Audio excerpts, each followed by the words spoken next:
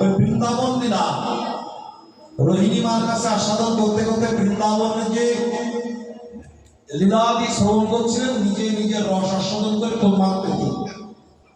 আজকের এই যে রূপে দেখি কৃষ্ণের এক রূপ মাধুর্য এবং ঐশ্বর্যের মূর্তমন্ত প্রতীক আমার জগন্নাথের পূর্ণামাধুর্যের রসমূর্তি শ্যাম বৃন্দাবনে পূর্ণারসকৃত মাধুর্যমূর্ত জগন্নাথ পুরীধামে ওই মূর্তি দেখে নারদ দেবর্ষি নারদ বলেছিলেন এই রূপে জগৎবাসীকে কৃপা করতে হবে।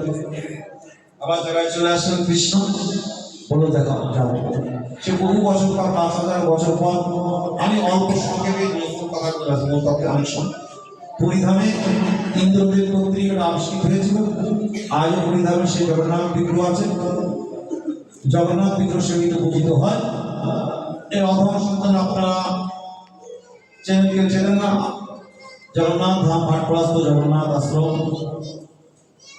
আমাদের পূর্বপুরুষরা তখনই গুরু পাঠে, তখন রাধা মদন গোপাল সেবিত বিগ্রহ, কাছ থেকে ৫,৬০০ বছর আগে কথা।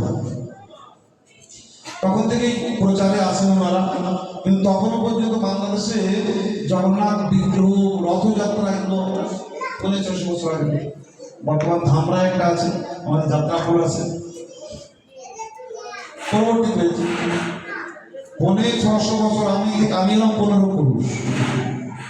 আজ থেকে আমার ১০ পুরুষ আগে ছিল দয়ারাম গোস্বামী।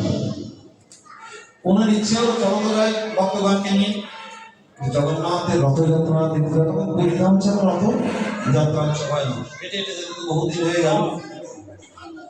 পরিশ্রান্ত ক্লান্ত বটবৃক্ষের নিচে বিশ্রাম নেয়, জ্বর এসে যায়, স্বপ্নে দেখায় আমি তোমার ওখানে যাবো, তোমার সেবা শুশ্রূষায় সন্তুষ্ট হয়েছি, আসতে হবে না, যাও। আমরা মনে হয় ক্লান্ত পরিশ্রান্ত শরীর, অনেক সময় এরকম কথাবার্তা মনের থেকে আসে। আবারও হাঁটলেন, আবারও ওই একই কথা, যাও ফিরে যাও, আমি তোমার ঘাট পাড়াস্থ ভৈরব নদীর তীরে।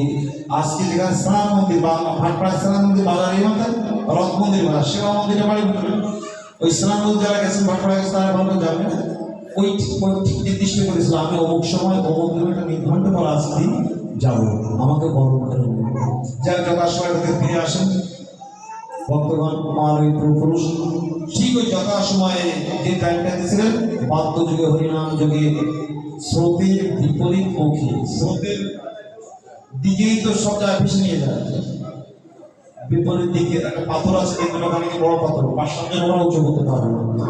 আর নিম্বখণ্ড বিশ্বাস ছিল, নিম্বখণ্ড পাথরটা আমাদের পূর্বপুরুষগণ জগন্নাথের জয়ধ্বনিকে মাথায় নিয়ে এসে আমাদের আজকের যে মন্দিরটা জগন্নাথ ধাম জগন্নাথ আশ্রম বলেন ভাটপ্রাস্ত, সেই জায়গায় প্রতিষ্ঠিত করেছে। পরবর্তীতে বিগ্রহ প্রতিষ্ঠা, মন্দির প্রতিষ্ঠা, সেদিকে রথযাত্রা স্নান করা আজ প্রায় ৬০০ বছর ধরে সেবা কার্য চলছে। বাবু গেছেন, দেখেছেন, শুনেছেন। অতি অল্প সময় আপনাদের এই সম্পর্কে জানাবো, পরে যদি আমার সময় সুযোগ পায় বিস্তার করে বলা যাবে। আরো আরো আরো আরো কাহিনী আছে। সেই জগন্নাথের কৃপা হোক, মন্দ হোক, তারই হোক,